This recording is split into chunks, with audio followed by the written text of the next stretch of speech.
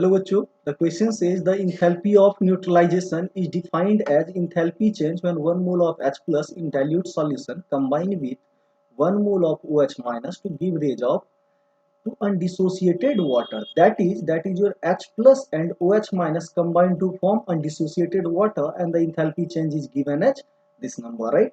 When 1 mole of the strong monoprotic acid mixed with 1 mole of strong base, the above neutralization reaction takes place.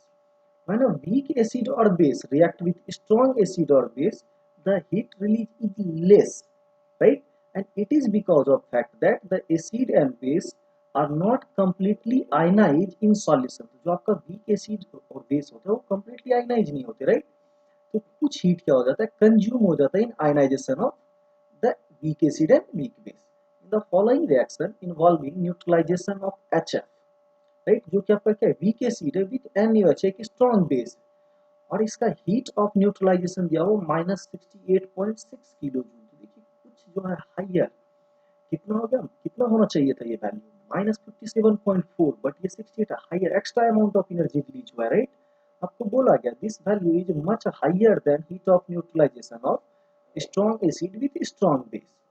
तो ऐसा होने के पीछे reason क्या है, तो देखिए यहाँ पे जो फ्लोरीन माइनस क्या है एक्वस फॉर्म में, उसकी क्या होगी, हाई हाइड्रेशन होगी। क्या होगी, जहाँ पे NaF है तो उसका हाइड्रेशन फ्लोरीन माइनस का क्या होता है, हाइयर अमाउंट में। जब फ्लोरीन माइनस क्या होगा, पानी में जाएगा तो ये क्या करेगा, का हाइड्रेट होगा, क्या होगा, चारों साइड से वाटर मॉलिक्यूल इसको सराउंड कर लेंगे, तो इस न्यूट्रलाइजेशन को हम लोग क्या बोलते हैं, हाइड्रेशन एनर्जी, राइट।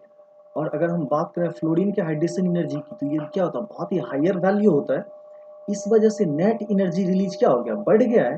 तो इसमें से आपको करेक्ट स्टेटमेंट ढूंढना, क्या बोला गया statement one, aqueous solution HF behaves as a strong acid, ये रॉन्ग है, HF क्या होगा, एक वीक एसिड होगा, राइट।